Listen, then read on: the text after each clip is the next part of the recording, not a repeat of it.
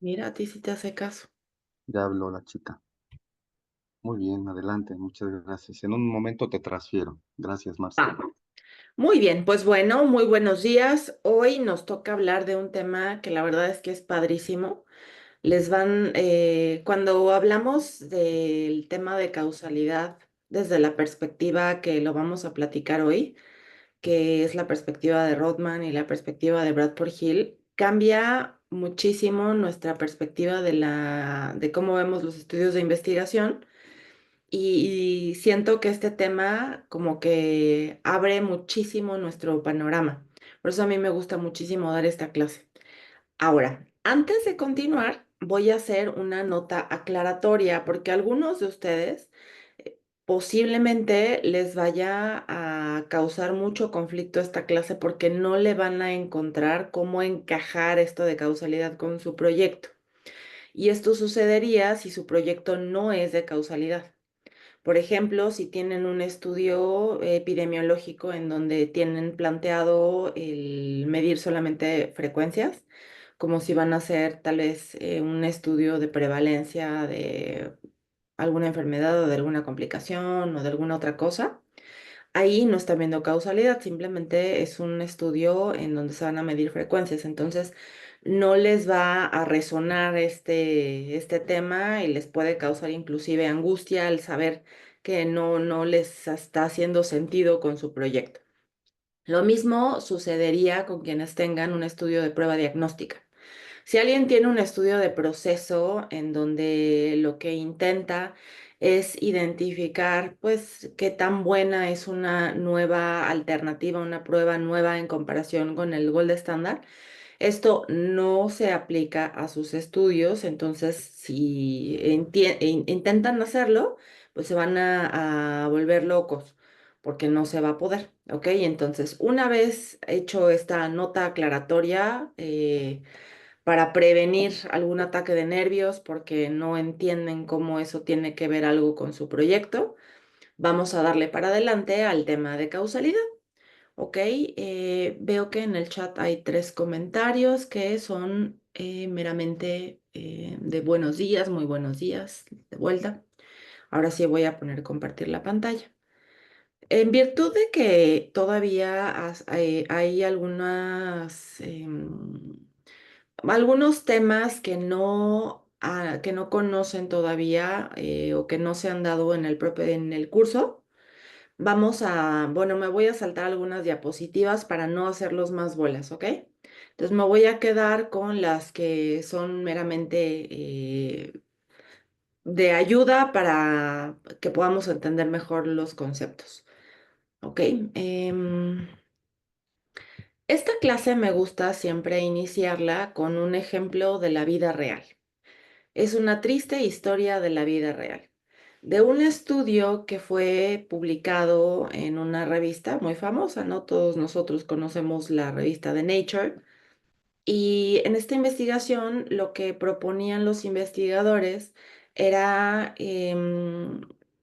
identificar si había una asociación entre la iluminación que tenían los niños en su habitación cuando tenían entre 0 y 2 años, si dormían con la luz apagada, dormían con una lamparita de noche o de plano con la luz prendida, y si eso se asociaba con el hecho de que en la edad presente estos niños tuvieran miopía porque ellos tenían pues una hipótesis de que está en un periodo crítico de desarrollo el ojo entre los 0 y 2 años y la exposición a la luz en la noche podía afectar este desarrollo.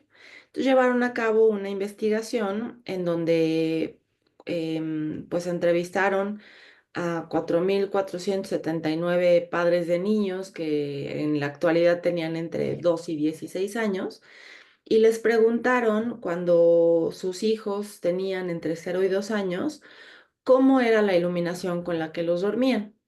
Y pues podían contestar que los dormían en la oscuridad completa o con una lamparita, ¿no? Una pequeña luz para la noche, o si dormían con la luz encendida. Y ellos, pues después de recolectar todos estos datos, encontraron que la prevalencia de la miopía durante la infancia estuvo fuertemente asociada con la iluminación a la que estuvieron expuestos los niños mientras dormían en esos primeros 2 años de vida.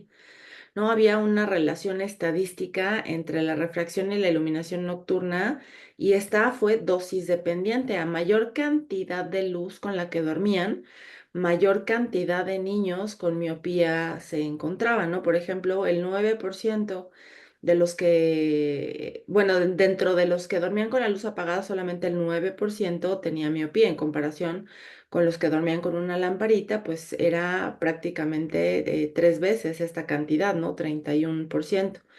Y prácticamente la mitad de los que dormían con la luz prendida, entre los 0 y 2 años, tenían miopía en la edad actual.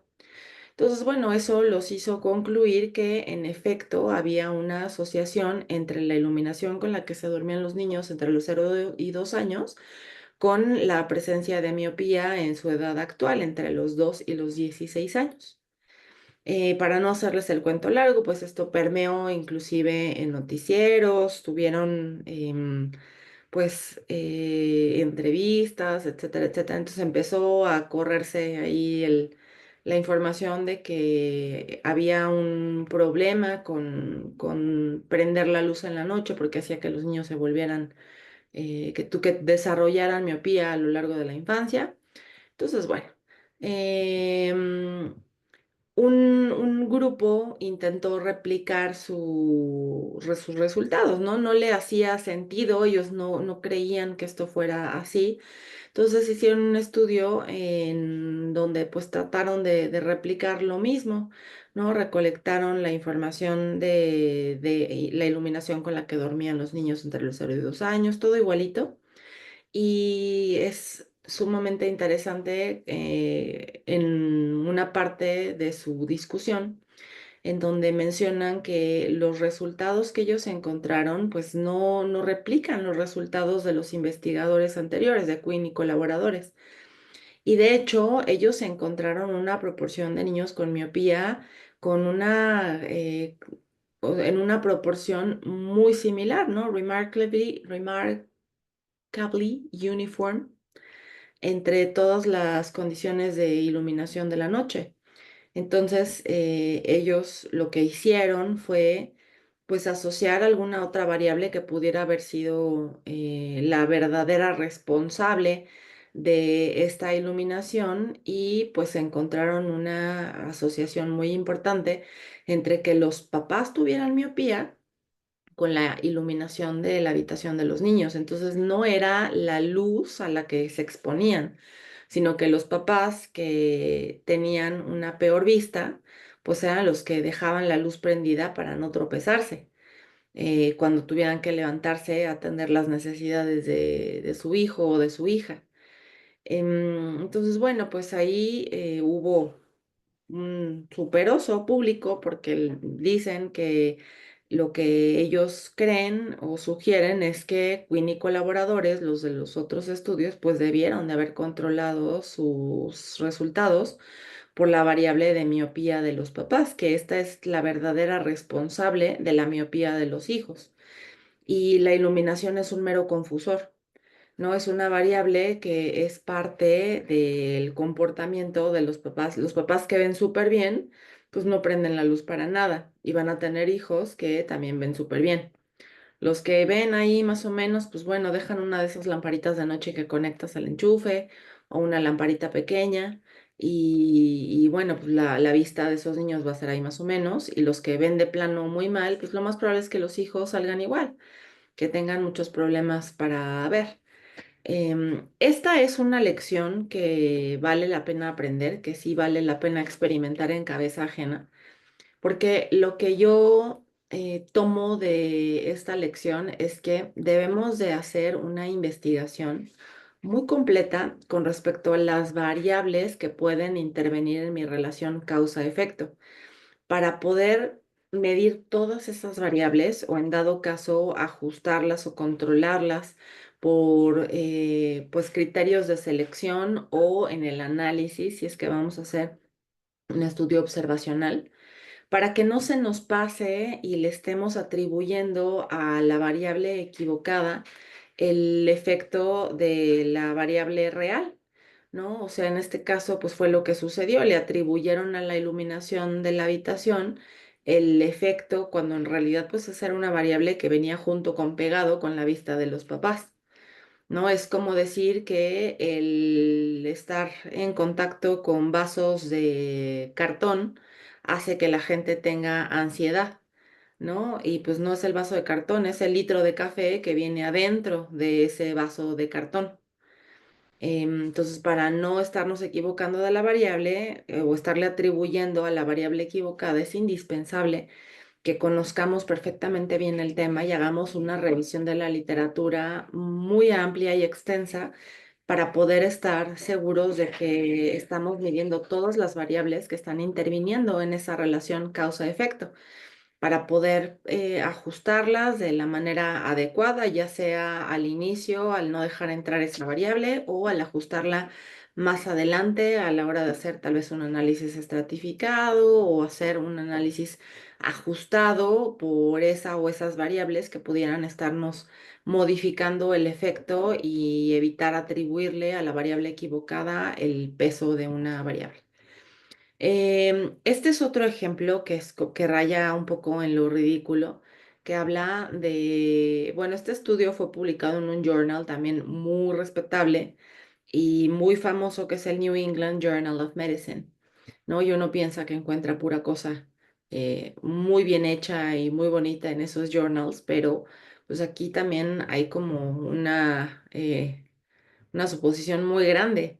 Este estudio, como pueden leer aquí, está haciendo una correlación entre la cantidad de chocolate que se consume de manera anual en los países y la cantidad de premios Nobel que tienen.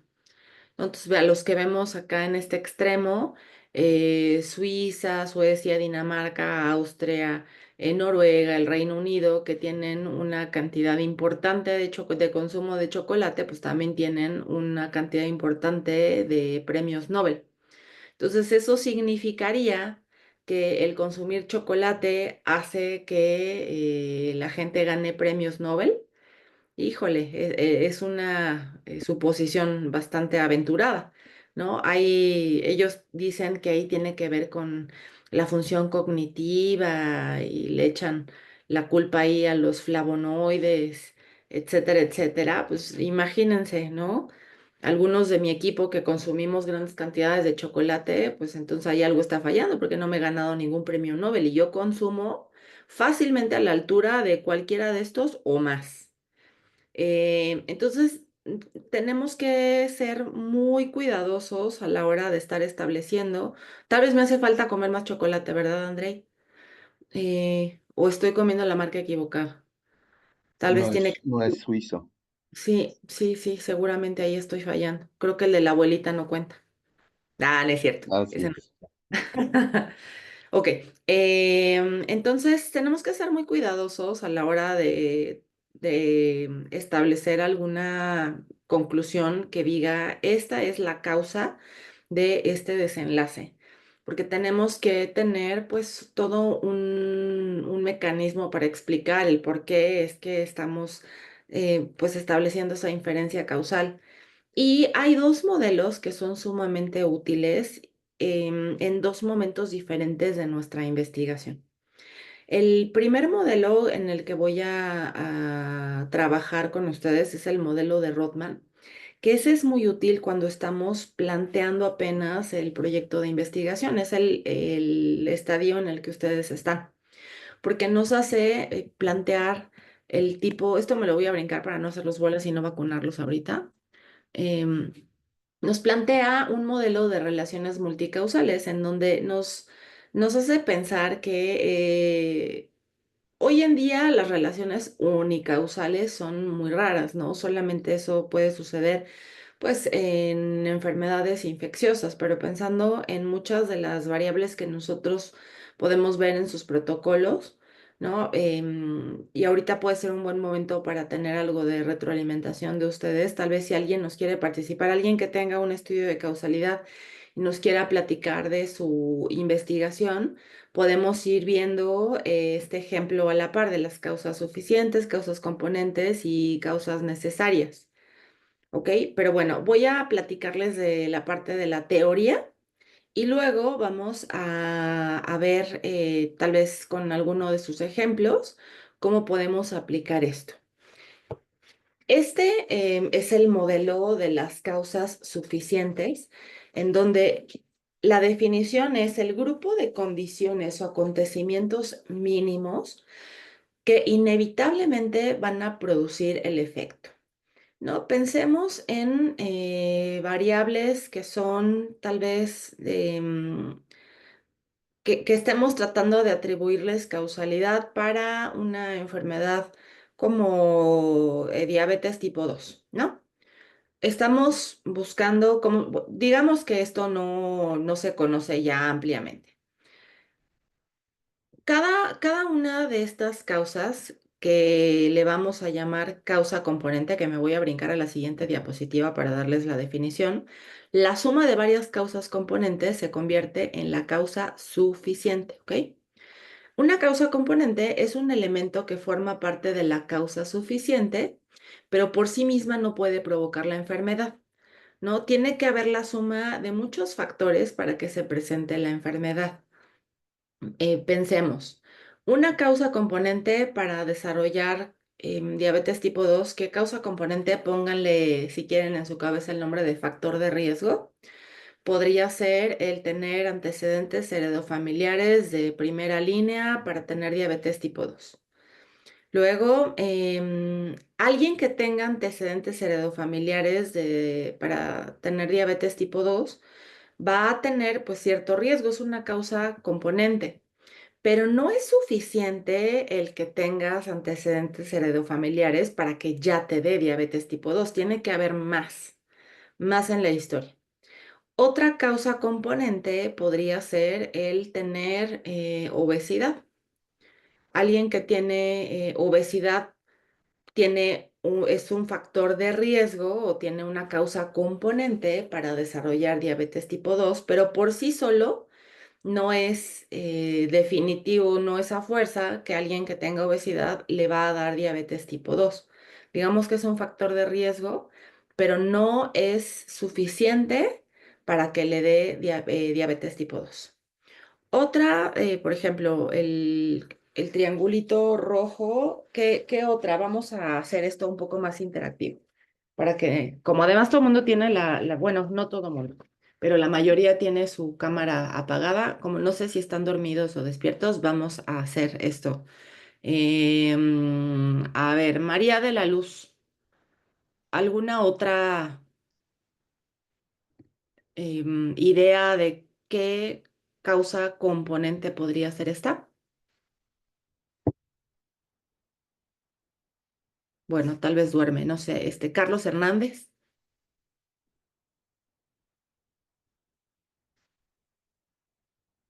Carlos Hernández también Sí, duerme. aquí es, claro. Nada más, Ah, aquí estoy. muy bien. ¿Qué otra variable podría ser esta? La, la causa roja, una variable componente. Bueno, en este caso, ya me di cuenta, por ejemplo, mi estudio, sí estamos identificando eh, causas que están lejos de ser la razón.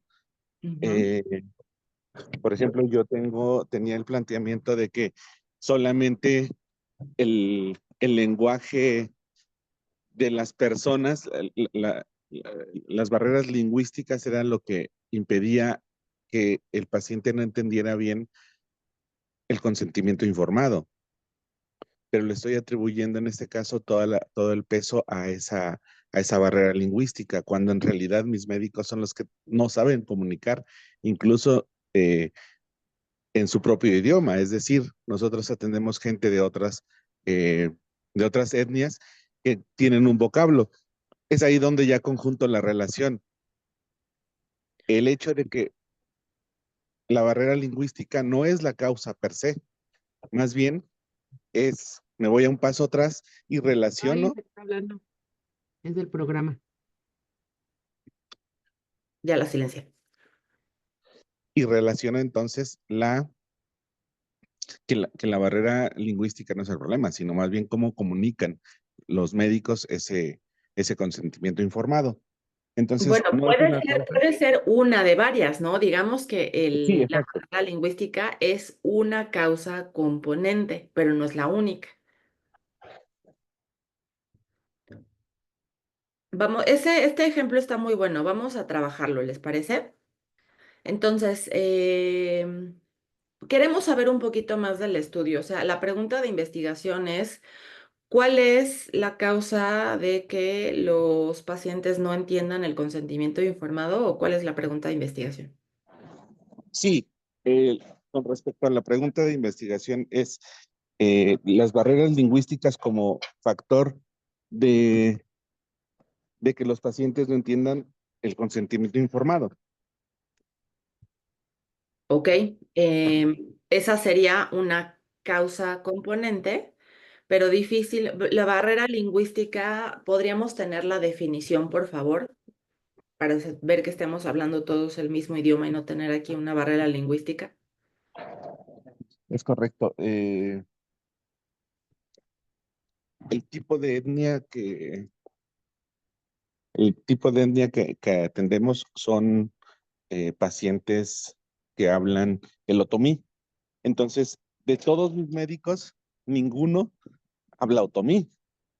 Por lo tanto, ese es el planteamiento, que la barrera lingüística por el entendimiento de la, del idioma no hace que el paciente entienda. Y echamos de mano de algunas enfermeras que medianamente saben hablar ese vocablo y aún así la gente cuando les llegamos a preguntar si entendió la cesárea, por ejemplo, las causas de la cesárea, la negativa siempre es no sé qué firmé. Ok. Bueno, aquí tengo dos comentarios que me voy a salir un poco el tema. Eh, Me voy a meter como en el tema de ética, en donde, bueno, para poder hacer un estudio tiene que haber una duda genuina, ¿no? Tiene que haber, digamos, que algo que se llama clinical equipoise. Y cuando de antemano ya sabemos la respuesta de si te estoy explicando algo en español y no hablas español, pues evidentemente, ¿no? O sea, digamos que ese estudio tendría o recomiendo enriquecerlo porque es muy evidente la respuesta. Nosotros hacemos un estudio de investigación para conocer la respuesta de una pregunta de investigación. No, en este caso es muy evidente si preguntamos, ¿será que las pacientes no entienden el consentimiento informado porque está en español y ellas no hablan español? Bueno, pues evidentemente esa es la razón. Em, entonces, digamos que no necesitaríamos hacer un estudio de investigación para saber si el que no hable en español es la principal barrera para que entiendan un documento en español, ¿no? Es como evidente, creo que da para muchísimo para enriquecer. Más bien, creo que si aún teniendo enfermeras que hablan otomí, aún así, hablándoles en el mismo idioma, no entienden el consentimiento informado, entonces ahí vale la pena ya hacer, o sea, da para un estudio muchísimo más enriquecedor, ¿no? Entonces, pues puede haber muchas otras variables que, digo, yo no sé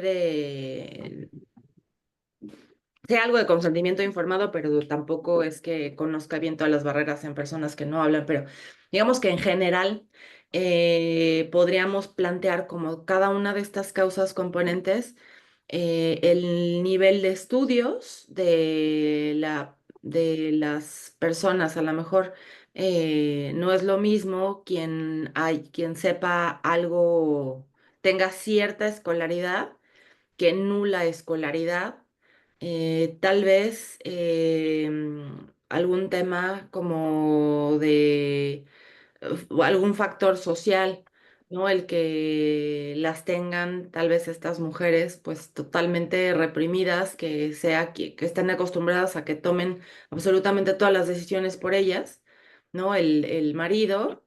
A una que participa un poco más de sus propias decisiones. ¿no? Entonces, seguramente habrá en temas sociales más cosas adicionalmente al que no estén hablando el mismo idioma o el mismo dialecto para poder solventar esto, porque digamos que si yo logro tener a una persona que explique en otomí el consentimiento informado, eso no es suficiente para que la persona entienda, sino que se tiene que dedicar pues el tiempo necesario. No es lo mismo solicitar el consentimiento informado cuando estás en una consulta tranquila que cuando ya está en labor de parto. No, digamos que no es lo mismo cuando alguien te está cuidando a los otros hijos que cuando tienes la preocupación de que se quedaron solos en la casa y estás esperando a que regresen, ¿no? O sea, hay como muchas cosas que podrían interferir para que una persona esté pues cognitivamente al 100 para poder entender cierta información. Pero bueno, sí era importante hacer esa nota que cuando hacemos una investigación es porque genuinamente no sabemos la respuesta a esa pregunta de investigación. Entonces, el dejar solamente a que no hablan el mismo idioma o que tengan esta barrera cultural, o ¿cuál es el nombre de la variable? ¿Lingüística? ¿Barrera lingüística? Barrera lingüística. Sí, es exactamente, ya se ha enriquecido a través de este tiempo las variantes que nosotros podemos adicionar, porque la idea del estudio, la idea de la investigación es generar eh, cuál es la causa o las causas que están impidiendo que ese consentimiento no se dé. Y ya lo que usted me menciona son las variables que hemos adicionado y se está reestructurando completamente el estudio para que una causa, en este caso, no es causa directa, sino es causa de muchos factores que probablemente incidan en ese resultado. Entonces, la duda sigue siendo auténtica para poder eh, identificar precisamente las variantes. Sí, enriquecemos poco a poquito esa parte. Sí, excelente. Eso es un trabajo con muchísimo mérito porque el hecho de que se esté reconociendo que no se está dando de manera correcta el consentimiento informado, que las pacientes no entienden, es un gran avance. Aplaudo el que se haga investigaciones en este rubro. Y sí, creo que da para una investigación pues muy enriquecedora. Por eso el tema del modelo multicausal de Rothman es súper interesante. Cuando estamos planteando nuestra investigación, pues hay que reconocer que son muchas las variables que pueden interferir en esta relación causa-efecto. Una solita, pues difícilmente, ¿no? Podemos atribuirle todo el efecto. Entonces, Eh, ¿perdón? Ah. Em, Voy a regresar al ejemplo de diabetes tipo 2 y luego vamos con quien levantó la mano, ¿ok? Entonces vamos a ponerle nombres a estas causas componentes. Entonces estos son antecedentes heredofamiliares de diabetes tipo 2. Esto es obesidad. Esto es sedentarismo. Esto es una adicción a las bebidas azucaradas y esto es depresión, ¿no? Esta es otra causa componente.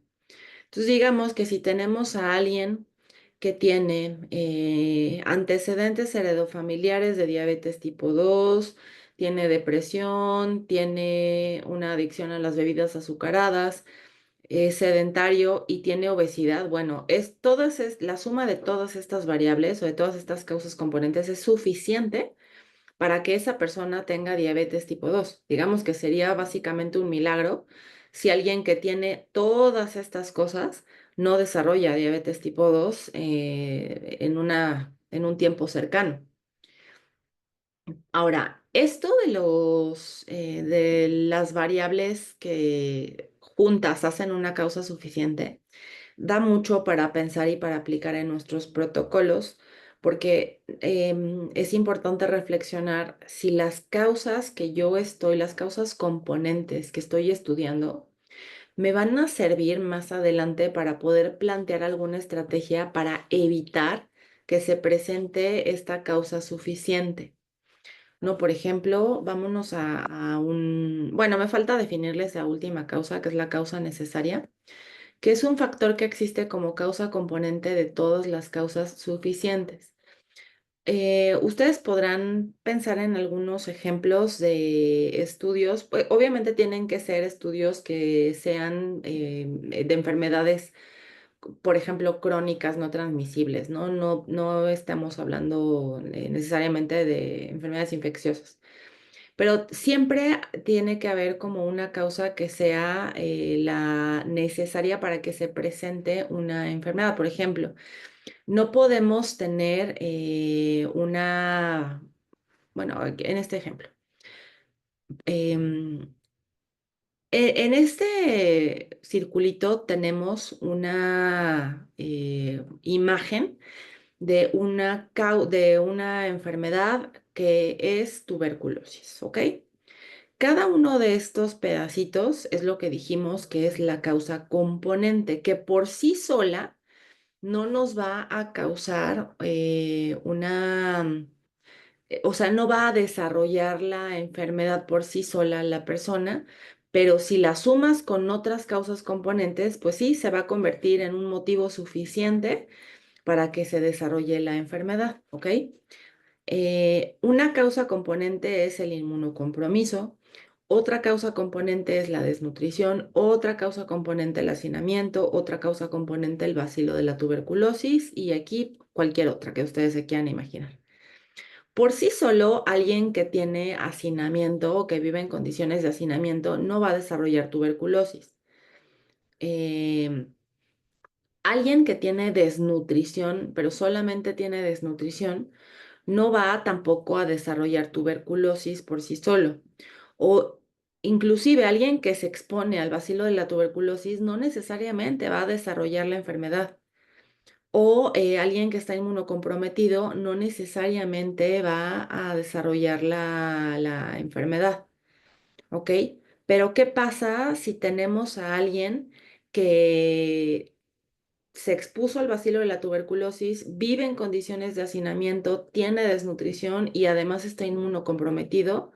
Evidentemente esta persona va a desarrollar la enfermedad, ¿no? O sea, básicamente no hay manera de que una persona que junte todas estas variables no desarrolle tuberculosis. ¿Ok? En este caso, no te puede dar tuberculosis si no estás expuesto al bacilo de la tuberculosis, ¿no? O por ejemplo, digamos que no te puede dar diabetes tipo 2 si no tienes disfunción de las células beta. Puedes tener obesidad, puedes tener cualquier otra variable, pero si no tienes disfunción de las células beta, pues entonces no vas a tener diabetes tipo 2.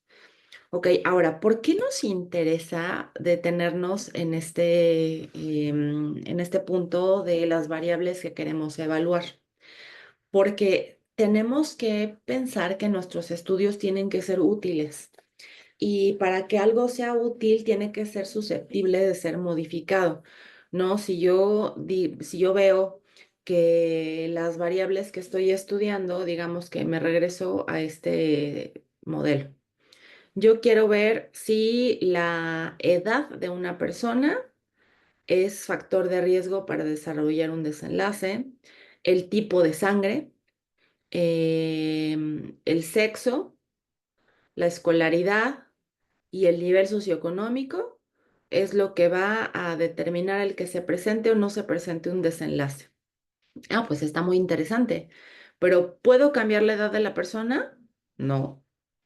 ¿Puedo cambiar el nivel socioeconómico? ¿Puedo cambiar el nivel educativo? ¿Puedo cambiar el sexo? No me acuerdo cuál dije que era esta, pero, o sea, si son puras variables que no hay manera de intervenir en ninguna de ellas, pues solamente vamos a conocer el efecto de esas variables, pero no vamos a poder plantear una estrategia para modificar. ¿no? En algunos casos, pues bueno, lo que concluiremos es, hay que tener mayor vigilancia en aquellos que tienen más de tal edad, en las mujeres, en los que tienen un nivel de escolaridad bajo, ¿no? Si no nos damos abasto con la manera en la que se están haciendo las cosas ahorita, ¿no? Los hospitales están rebasados y concluir que hay que dar un seguimiento más estrecho a estas personas, pues la verdad es que no es muy útil que digamos. Entonces tenemos que plantear algunas investigaciones si es que estamos estudiando algo de manera observacional, pues variables que sean susceptibles de ser modificadas, ¿no? Por ejemplo, aquí pues difícilmente yo podría modificar el hacinamiento en el que viven las personas. Pensemos en niños que viven pues en condiciones de hacinamiento. No puedo hacer nada al respecto, pero sí puedo hacer algo sobre su estado de nutrición. ¿No? Sí se podría plantear un esquema para mejorar su estado de nutrición y tal vez si está lo suficientemente bien en cuanto a estado de nutrición, no se cierre esta causa suficiente. Entonces, puede ser que sí, que se haya expuesto al bacilo de la tuberculosis y que vive en condiciones de hacinamiento y a lo mejor tiene una enfermedad que lo tiene inmunocomprometido, pero está fuerte porque está muy bien nutrido gracias a la intervención que estamos haciendo. Y entonces no cede su cuerpo y no desarrolla la enfermedad. Por eso tenemos que pensar si nuestras variables son susceptibles de ser modificadas o va a ser útil el modelo que estoy planteando. Porque si estoy viendo solamente cosas que no puedo modificar o que no puedo hacer nada, pues la utilidad de ese estudio va a ser más para preocuparnos que para otra cosa, ¿no? Nos va a permitir solo preocuparnos, pero no ocuparnos. Lo que queremos es ocuparnos y hacer algo para cambiar las cosas, pero si ninguna de nuestras variables es susceptible de ser modificada, pues eso nos va a causar ahí un problema en virtud de que no tenemos posibilidad de intervenir ahí. ¿No? Tal vez, pues, obviamente todo estudio nos sirve para generar conocimiento y sabemos tal vez que ciertas intervenciones, bueno, sean un poco más complicadas o más riesgosas en ciertas personas, entonces habrá que evitarlas, no sé, pero no es lo más útil buscar variables que no son susceptibles de ser modificadas, ¿ok?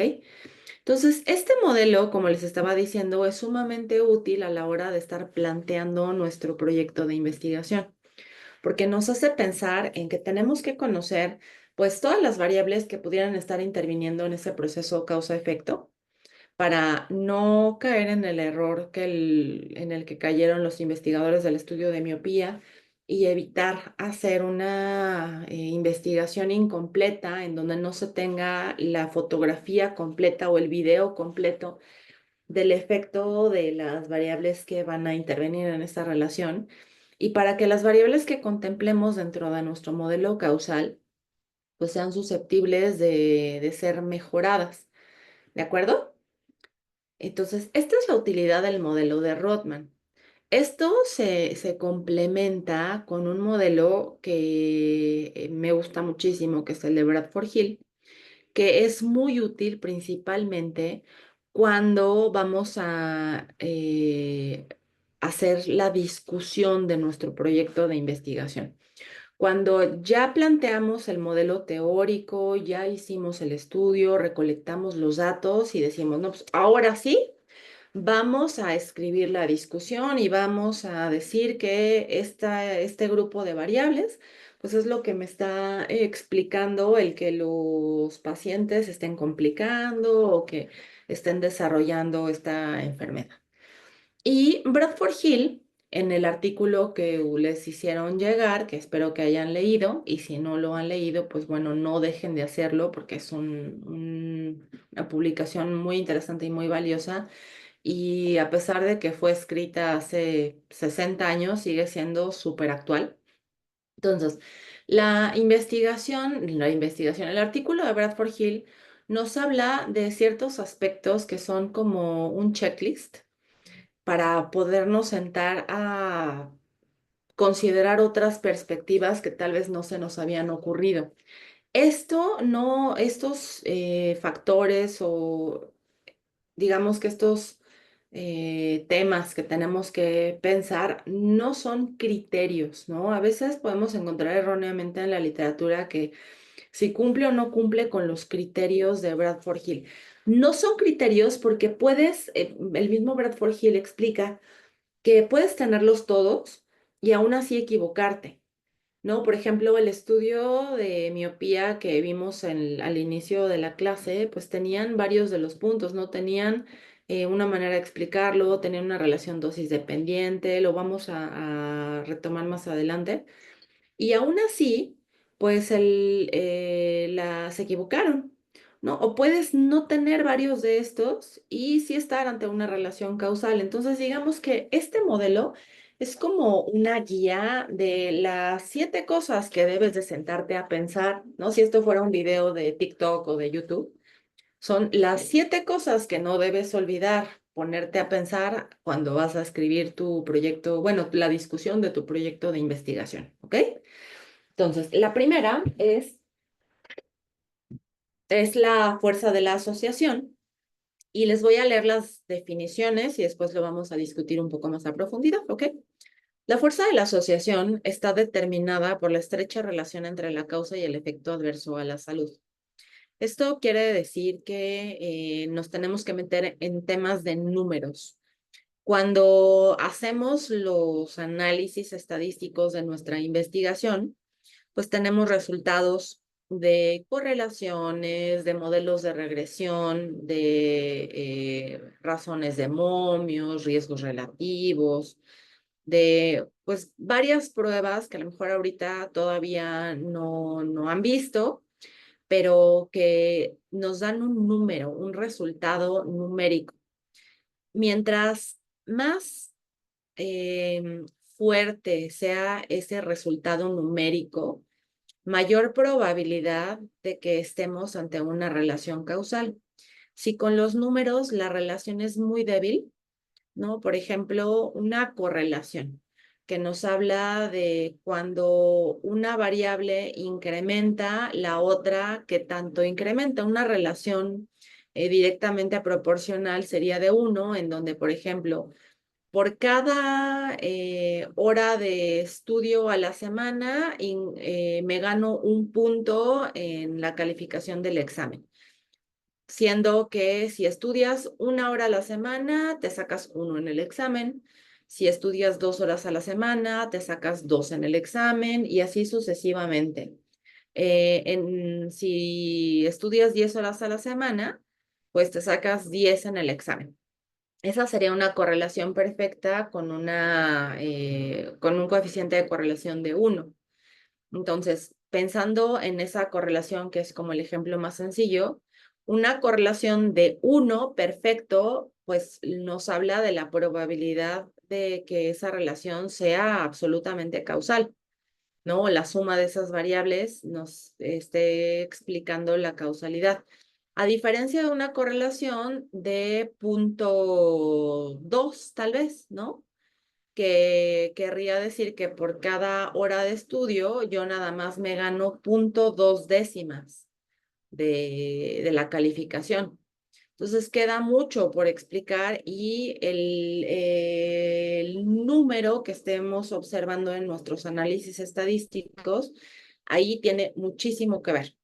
A eso se refiere la fuerza de la asociación, ¿no? Una razón de momios de 5 quiere decir que los que tienen o sea, los que tienen la exposición al factor que yo estoy estudiando o a los factores que estoy estudiando, tienen 5 veces el riesgo de tener el desenlace en comparación con los que no tienen esa exposición.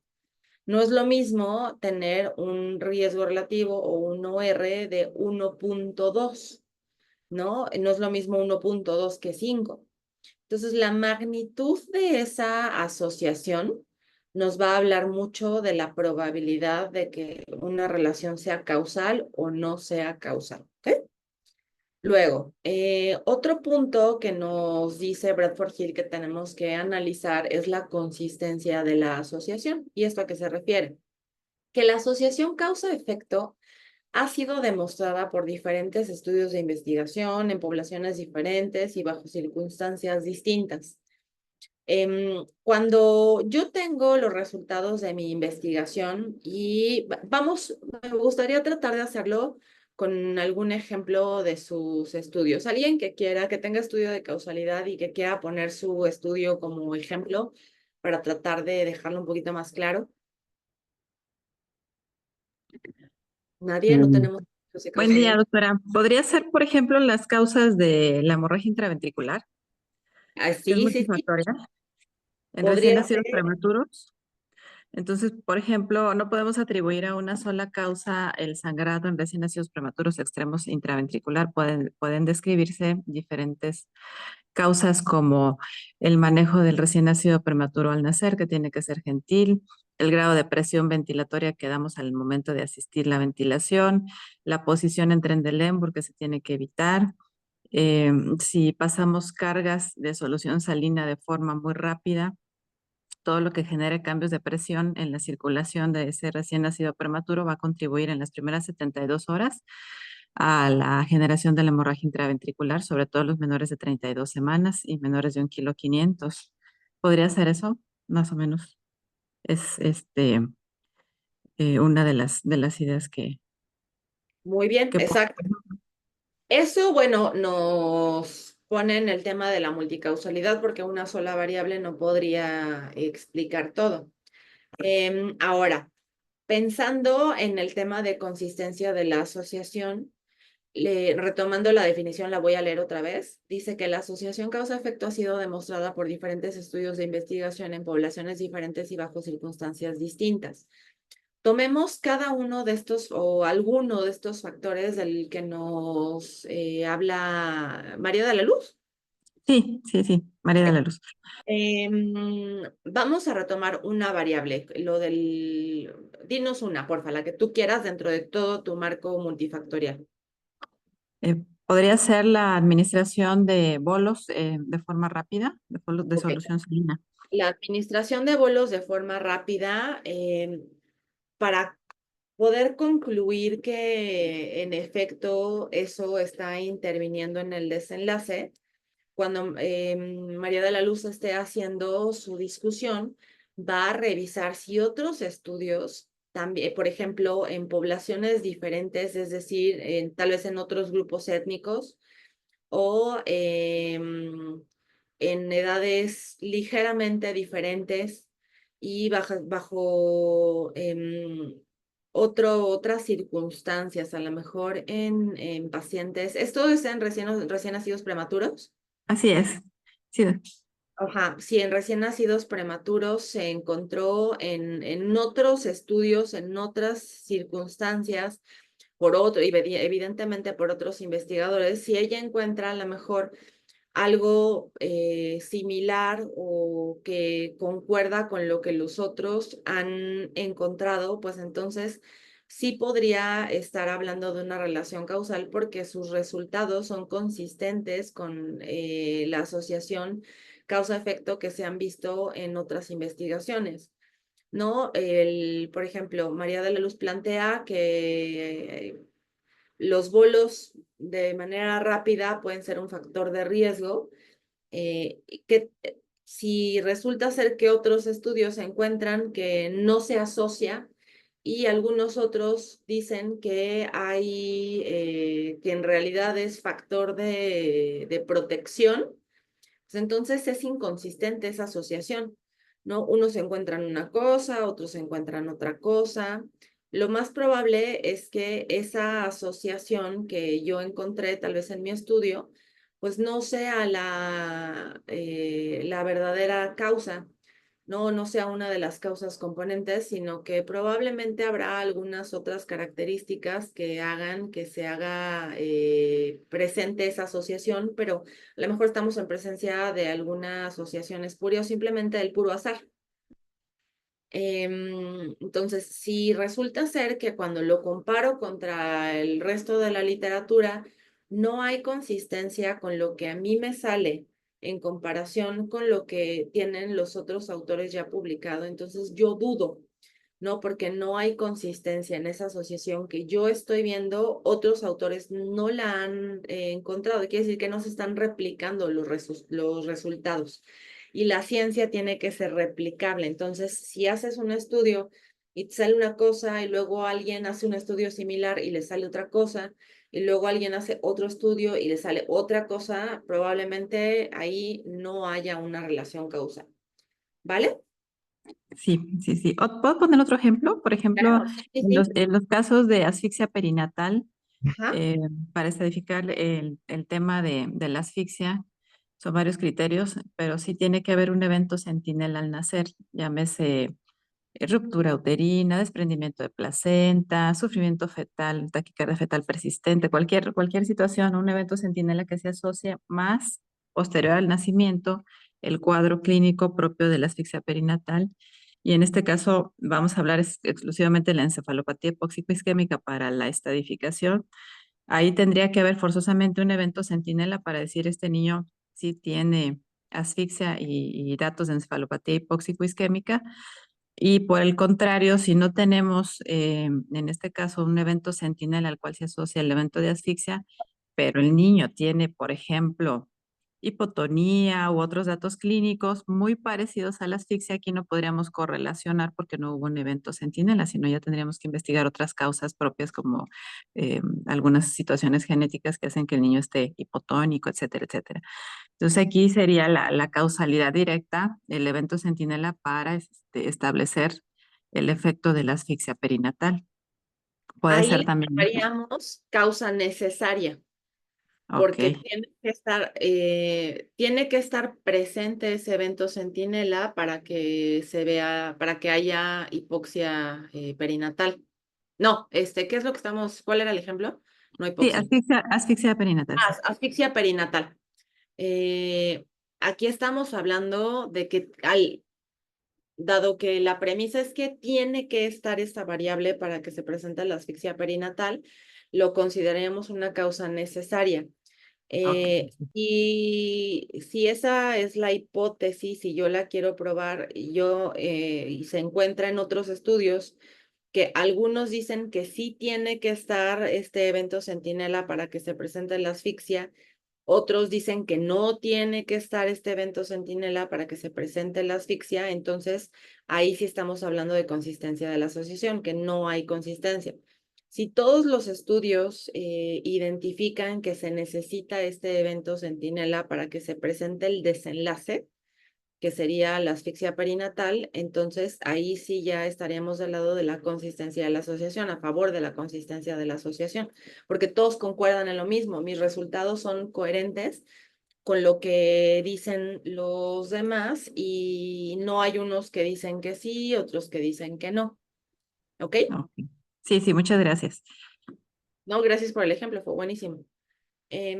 Luego, con respecto a la especificidad de la asociación, solamente aplica, tomemos en cuenta que el artículo fue escrito hace 60 años, en donde pues, el principal motivo de consulta eran las enfermedades infecciosas, el boom de las enfermedades transmisibles, no transmisibles, empezó pues un poquito más tarde cuando empezamos a ver pues un montón de obesidad, sedentarismo, etcétera, etcétera.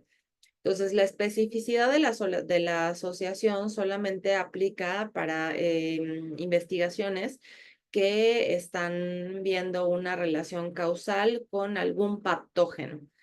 Esto no aplica en variables que tienen que ver con enfermedades crónicas, ¿no? Por ejemplo, no podríamos decir que el tabaquismo exclusivamente se asocia con cáncer de pulmón, porque el tabaquismo se asocia con un montón de desenlaces, ¿no? O por ejemplo, la obesidad, pues la obesidad no nada más se asocia con diabetes, sino con enfermedad cardiovascular, con un montón de cosas. Entonces, no podríamos decir que la obesidad es específica, es un factor de riesgo específico para tal desenlace, ¿no? Eso solamente aplica para enfermedades infecciosas.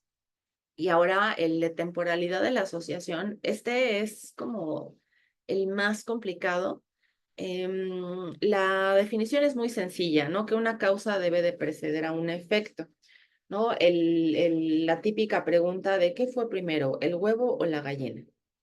Cuando tenemos un estudio transversal, no podemos establecer la temporalidad porque un estudio transversal es una fotografía en donde estamos viendo al mismo tiempo la causa y la consecuencia.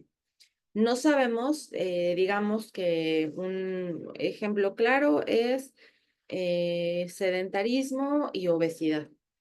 Si tenemos a una persona, en un estudio transversal a una persona que es sedentaria y que es obesa, no podríamos determinar a partir de un estudio transversal si la persona primero fue obesa y luego, porque se le dificultaba moverse, dejó de moverse, o sea, primero fue obesa y luego fue sedentaria, o fue al revés, que la persona se convirtió en una persona sedentaria y por eso empezó a ganar peso y después se volvió obesa. Cuando tenemos un estudio longitudinal, pues estamos tentados a decir, pues esto de la temporalidad está resuelto. No digamos que en un estudio transversal, pues es un problema porque no tenemos la medición previa, solamente tenemos la fotografía de en ese momento cómo están las cosas y no sabemos qué fue primero, si una cosa o la otra. Entonces, decimos, bueno, si hago un estudio longitudinal en donde yo comienzo con sujetos que, digamos, que no son obesos y los sigo en el tiempo y comparo a unos que son sedentarios versus otros que no son sedentarios, pues entonces ahí sí ya puedo ver que primero dejaron de hacer ejercicio y luego vino la obesidad. Pero no siempre es tan sencillo a partir de un estudio longitudinal el establecer este tipo de relación de temporalidad, porque aun cuando tengas un estudio longitudinal, es posible que ya estés viendo en el comportamiento de las personas efectos de cambio de comportamiento por los efectos de las primeras etapas de la enfermedad. ¿No? Por ejemplo, una dieta particular lleva a una enfermedad o las etapas iniciales de la enfermedad llevan a tener esos hábitos de alimentación particulares. Piensen en un estudio en donde tenemos a un grupo de personas que no tienen diabetes. Les hicieron a todos una prueba de glucosa en ayuno y la glucosa salió en rango normal. Y pues bueno, con eso sabemos que una persona que tiene diabetes no puede tener la glucosa normal, entonces con eso es suficiente para poderlos incluir en mi estudio. Y yo los clasifico con base en un cuestionario de lo que comieron en la última semana. Los clasifico en los que tienen una dieta saludable y los que no tienen una dieta saludable. Y digamos que tengo a un grupo que pues menciona tener un desayuno muy saludable, toma té verde en la mañana, se come un plato pequeñito de fruta, desayuna claras de huevo con champiñones, una o dos tortillas de maíz, muy bien balanceado, ¿no? Y tengo el otro grupo que desayuna pues muy mexicano, chilaquiles, enchiladas, tamal, lo que sea. Y así, ¿no? El resto de la dieta. Y después de seguirlos durante un año, veo que encontré más sujetos con diabetes en el grupo que según comía más sano. Y dices, pero ¿cómo, no? O sea, es contraintuitivo. ¿Cómo es posible que los que estaban comiendo más sano tuvieran el mayor incidencia de diabetes tipo 2 en este tiempo que lo seguí para hacer su investigación? Bueno, pues es que a lo mejor no investigué suficientemente a fondo a estas personas y resulta ser que los que clasifiqué como saludables son sujetos que acababan de cambiar su estilo de vida porque ya alguien les había dicho que se les veía acantosis nigricans en el cuello, se espantaron, se hicieron una prueba de glucosa en ayuno y ya no les salió como cuando tenían 20. Entonces, inmediatamente se pusieron las pilas y cambiaron su alimentación, ¿no? Esa persona a lo mejor se empacaba 3 tamales antes, pero pues yo nada más le pregunté lo que había comido la última semana y con base en esa información lo clasifiqué como la dieta saludable. Pero el sujeto o sujeta llevaba una alimentación muy distinta. Y si a lo mejor le hubiera hecho un estudio más a fondo del metabolismo de la glucosa, me hubiera dado cuenta que esa persona ya tenía resistencia a la insulina o inclusive ya tenía intolerancia a la glucosa, solamente que aún no se manifestaba en sus cifras de glucosa en ayuno. ¿No? Y los sujetos que yo clasifique como la dieta no saludable, pues todavía aguantan re bien, no han tenido ningún síntoma, entonces siguen comiendo pues normal, ¿no? Y en realidad estoy comparando el malo de toda la vida contra, pero que acaba de cambiar, contra el malo que todavía no presenta ningún síntoma. Entonces, el hecho de tener un estudio longitudinal no hace que tengas que tengas resuelto el tema de la temporalidad de la asociación.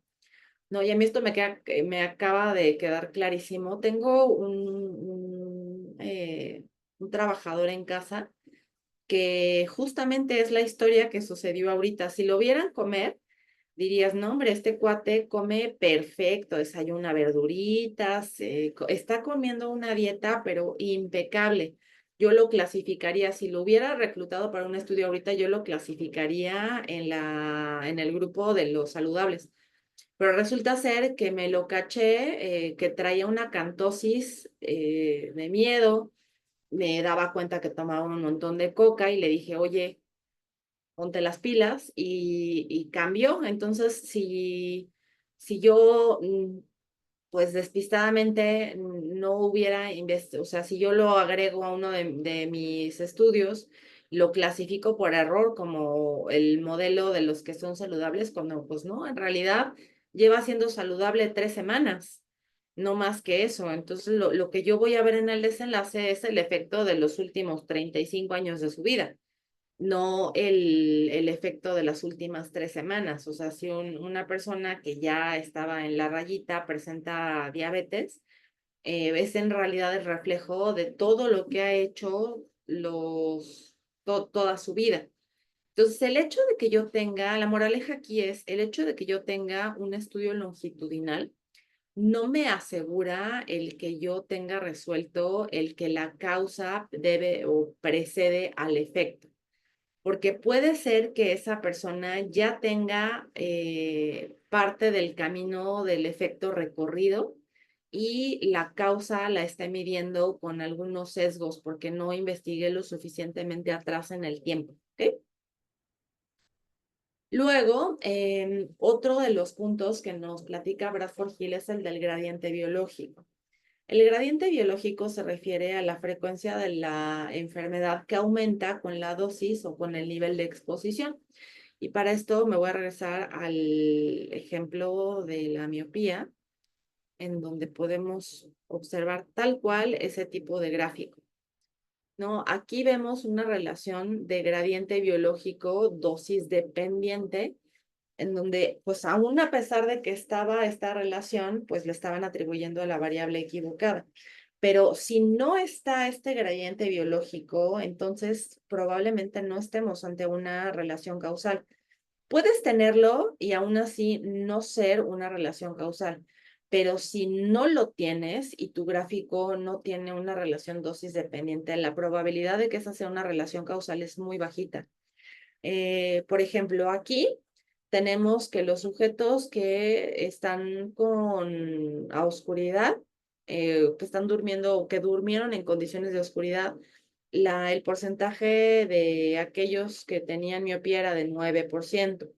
Aquellos que tenían una dosis mayor de iluminación en su habitación, bueno, este porcentaje creció a 31%. Ay, y los sujetos que dormían con la luz prendida, ¿no? La exposición incrementó todavía más, pues el porcentaje subió al 48%.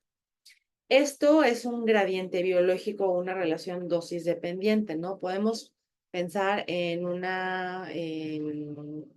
en una investigación, y me voy a regresar a este gráfico porque la relación también puede ser inversa, no necesariamente tiene que incrementar una variable a la par que incrementa la otra. Podemos tener una relación inversa, por ejemplo, a mayor apego farmacológico, menores cifras de tensión arterial. Entonces, si vemos que el apego es del 100%, la cifra de TA, bueno, en este caso sería acá, el apego de 100%, la cifra de TA está baja mucho, ¿no? Sería una relación inversa. O una relación directamente proporcional es, por ejemplo, al número de bebidas azucaradas que consume un paciente, pues aumenta la cifra de glucosa que está manejando postprandial, ¿no? Si se toma un refresco, bueno, va a subir a 140. Si se toma 2 refrescos, va a subir a 160. Si se toma 3 refrescos, a 180. Y así, directamente proporcional. Y esto puede ser también inversamente proporcional, pero tiene que tener una tendencia. Pensando a lo mejor tal vez en una, ¿qué será? En tabaquismo. Tabaquismo y número de infartos. Los que fuman un cigarro diario, la prevalencia, o bueno, la incidencia de infarto es del 0.5%. Los que fuman 2 cigarros, la prevalencia sube al 10%, bueno, la incidencia. Los que fuman 3 cigarros, la incidencia es de 3%. Y los que fuman 4, la incidencia es de 0.001%. Eso no tiene ninguna lógica ni ningún sentido, ¿no? O sea, ¿cómo puede ser que los que fuman 2 tengan el 5% de riesgo y los que fuman 4 tengan el 0.01% de riesgo? Entonces hay pues, un resultado que es totalmente aleatorio, ¿no? No hay ningún patrón ni ninguna tendencia. Entonces, en el momento en el que nosotros observamos que no hay una relación no hay una relación dosis dependiente, la relación causa-efecto pues se convierte en una relación dudosa, porque no hay un patrón ni una lógica detrás de cómo se está comportando esa relación.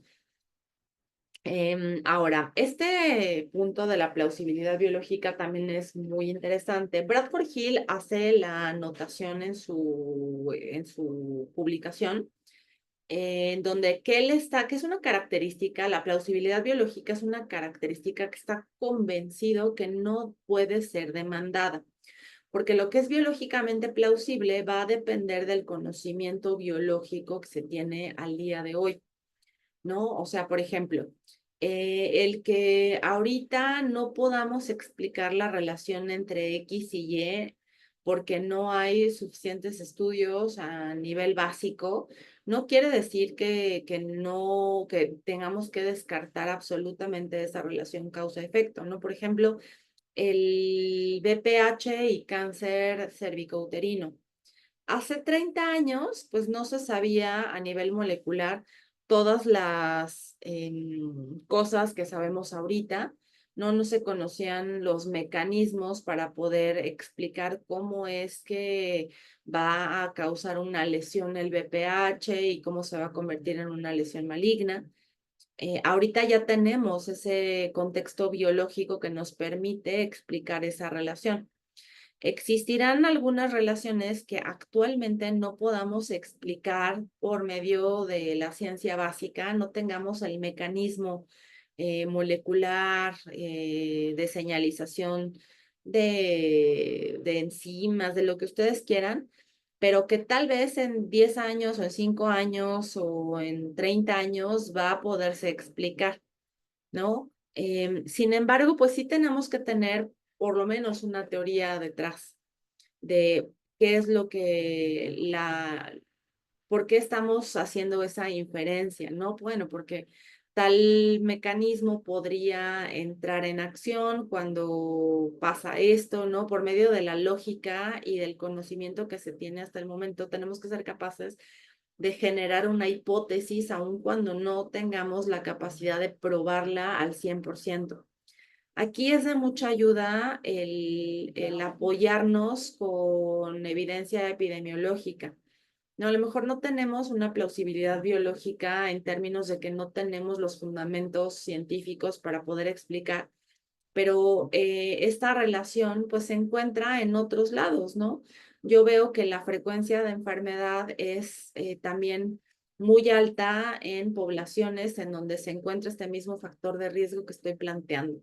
No, a lo mejor no puedo explicar la relación entre X y Y completamente, pero los datos epidemiológicos me respaldan porque esta asociación pues se encuentra en otros lados. Ay, ¿qué estoy haciendo? Ay, ok. La coherencia biológica se trata de que cuando yo interpreto la relación causa-efecto, no le llevo la contraria a lo que se sabe de la historia natural de la enfermedad y de la biología de la enfermedad. Es decir, que si yo sé que pues en la literatura está bien establecida que la historia natural de la enfermedad es tal. Y yo en mi estudio encuentro otra cosa totalmente diferente. No voy a descartar inmediatamente las otras investigaciones y decir que la mía es la mera buena, ¿no? Porque es posible que a lo mejor yo me haya equivocado en alguna parte. Podría ser que tal vez el comparador que elegí no sea el mejor comparador porque también tiene algunas características que van a hacer que se presente ese desenlace, o pueden ser errores muy burdos, como que codifiqué al revés mi variable y que la variable 1 era en realidad la 0 y la variable 0 era en realidad la 1 y lo estoy leyendo chueco. Esa es una historia de la vida real. A un amigo mío de la maestría le sucedió que él estaba viendo el efecto de un polimorfismo para hígado graso y a él le salía al revés que a todo el resto del mundo, ¿no? Todo el mundo decía que el polimorfismo fulano era un factor de riesgo y a él le salía factor de protección. Entonces, cuando uno es joven y arrogante y crees que lo sabes todo, dices, no, pues ya los demás hicieron mal su estudio, ¿no? En realidad, sí es este polimorfismo de protección, ¿no? Aquí los datos son muy claros y pues los demás, quién sabe qué carambas habrán hecho.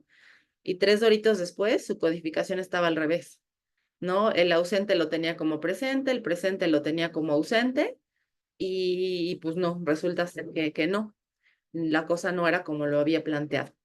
Aquí tengo un ejemplo de cómo puedes equivocarte utilizando un grupo comparativo que no es el adecuado. Este fue hace 10 años un ejemplo de la vida real que fue muy sonado porque pues todo mundo comemos y a todo mundo le interesa saber qué es lo que te hace daño de comer y qué no. ¿No? Entonces, pues por los siglos de los, bueno, no los siglos de los siglos, pero por muchísimos años había habido investigación que evidenciaba que el comer grasa saturada, pues incrementaba el riesgo de enfermedad del corazón. Y había mucha investigación que explicaba inclusive los mecanismos, aterosclerosis, etc., etc. Y de pronto un grupo de investigadores publicó un estudio en donde pues declaraban que ellos no encontraron diferencias entre los sujetos que comían mucha grasa saturada y los que no comían mucha grasa saturada. Entonces decían, pues en realidad la grasa saturada de las carnes, los quesos, todo lo frito, etcétera, no explica la enfermedad del corazón de los participantes porque los porcentajes fueron muy similares. Si comían grasa, se infartaba el 5% y si no comían grasa, se infartaba el mismo 5%. Entonces, cuestionaban la relación de la grasa. Entonces, pues los investigadores de Harvard, que es el grupo pues, más nutrido con respecto a este tipo de investigaciones, salieron a decir, no, a ver, espérate tantito, ¿no? Cálmate un buen, porque tu grupo comparador está malísimo. O sea, lo comparaste no contra los que comían saludable y verduras y cumplían los requisitos de la dieta saludable, sino que lo comparaste contra los adictos a los postres y al azúcar, los que desayunan un bagel con mucha mermelada y un litro de jugo, contra los que comen pizza y roles de canela de postre con 2 vasotes de refresco. O sea, otros que también tienen un estilo de alimentación que igualmente se asocia con enfermedad del corazón. Entonces, el hecho de que les haya salido algo diferente a lo que pues, les sale al resto del cuerpo académico, pues hace que te pares en seco a ver que habrá alguna otra pues manera de explicar esto que me salió al revés. Sí, pues que mi grupo de comparación pues está igual de factores de riesgo, ¿no? Me agarré para comparar a otro malo, ¿no? Malo contra malo. En vez de malo contra bueno, pues evidentemente me va a salir diferente al resto de los estudios que tenían 2 grupos de comparación que hacían más sentido. Entonces, si le sale a ustedes un resultado que va en contra de lo que le sale al resto de los investigadores, lo más probable es que haya ahí algún errorcillo o algo haya salido mal. Entonces, antes de decir los demás lo hicieron mal y esta es la verdad, pues hay que verificar que no nos hayamos equivocado. Y bueno, pues bueno, nos quedan 2, que es el de analogía. Me voy a poner porque ya empezaron aquí los golpeteos que están remodelando y ya me van a dejar de escuchar. Analogía se fundamenta en relaciones de causa-efecto establecidas con base en las cuales si un factor de riesgo produce un efecto a la salud, otro con características similares pudiera producir el mismo impacto a la salud. Entonces, si yo encuentro que la relación causa-efecto la puedo fundamentar por medio de la analogía con casos similares, a lo mejor yo estoy viendo el efecto de cierto tratamiento para recuperar la movilidad en la mano. Bueno, a lo mejor no hay estudio en la mano, pero hay estudio en la rodilla o hay estudio en el pie con ese mismo tratamiento. Bueno, pues ahí puedo echar mano de la analogía para decir, bueno, tal vez no es exactamente lo mismo, pero en casos muy similares, pues esto se ha visto que sí funciona. Ahí es en donde entra la analogía. No, a lo mejor no se ha hecho no tenemos información en cáncer de lengua, pero pues sí en cáncer de esófago, ¿no? O alguna situación que nos permite hacer alguna analogía nos va a ayudar a fundamentar de manera más fuerte la relación causa-efecto. Y finalmente la evidencia experimental. El que tengamos evidencia experimental pues nos va a ayudar muchísimo a poder establecer que esa relación efectivamente sea causal, porque en un estudio de investigación que sea experimental, pues todas las otras variables están controladas y la única variable que va a diferir entre un grupo y otro va a ser la variable experimental. Entonces, si hay un cambio o una diferencia en ese grupo, podemos perfectamente atribuirle ese cambio o ese efecto a mi variable de exposición o a mi intervención. No obstante, esta situación de la evidencia experimental ha llegado a tocar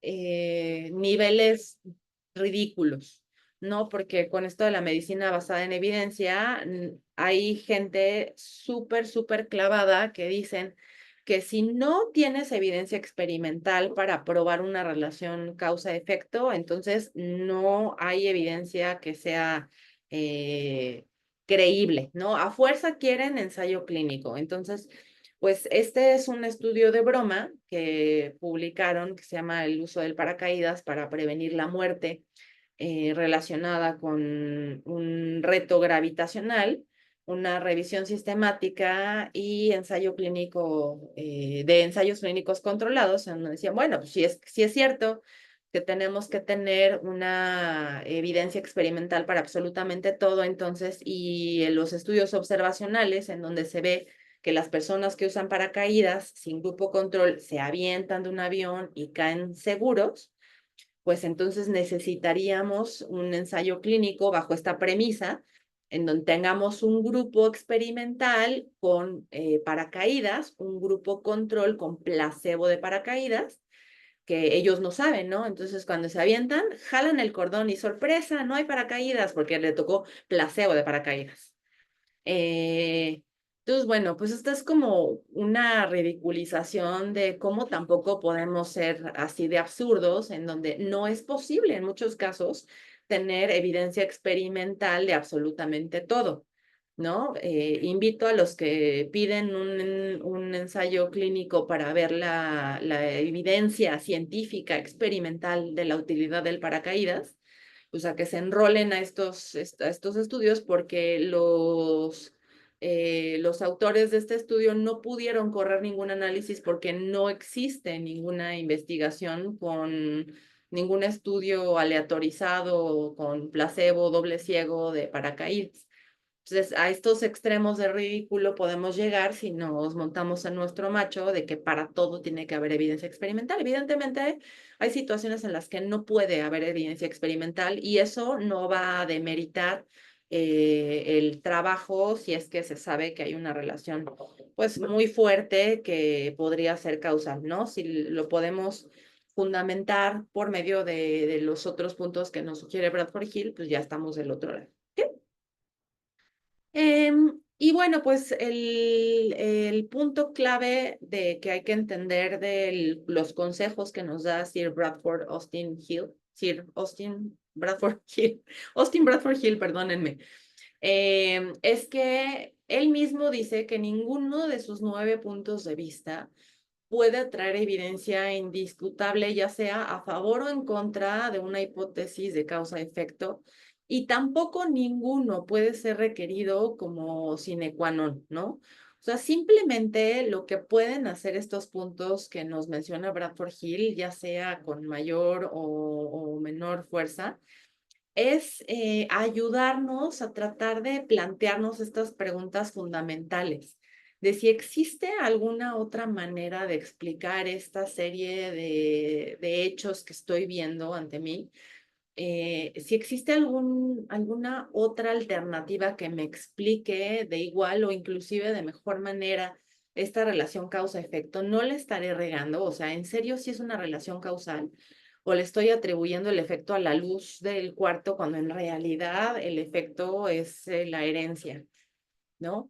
Y por eso es útil tener este modelo de Bradford Hill porque nos da una guía de cómo plantear nuestra discusión a la hora de que ya tenemos los resultados. Antes de aventurarnos a decir, ya tengo aquí resuelto el problema, no se estudie más, yo ya lo resolví, sí de nada. Em, Vamos a pasar revista por todos estos puntos para tratar de argumentar el por qué si consideramos que estamos ante una relación causal y tener pues una fortaleza en esa discusión para poder establecer si consideramos o no consideramos que las relaciones que estamos viendo, ya sea uni o multicausales, dependiendo del estudio, pues van a caer dentro del lado de la causa y el efecto o no. ¿De acuerdo? Y bueno, pues con eso terminamos este tema de causalidad, que bueno, da para platicar muchísimo, pero desafortunadamente nada más tenemos poquito tiempo, pero les va a ser de mucha utilidad esto, tanto ahorita que están escribiendo el modelo de causalidad de Rodman, cuando ya estén en el momento de los resultados para guiar mejor su discusión y no hacer el oso que hicieron Quinn y sus amigos, atribuyéndole a una variable que pues no era la correcta el desenlace. ¿Sale y vale? Pues bueno, justo a tiempo, 8:58. Muchas gracias por su presencia, principalmente a los que se mantuvieron despiertos durante toda la charla. Y nos vemos, pues, pronto. No recuerdo cuándo les vuelvo a dar clase, pero nos vemos prontito, ¿vale? Cuídense mucho. Excelente día a todos, gracias. Chao. Gracias, Sala. Bye bye, hasta luego. Ay. Gracias, hasta luego.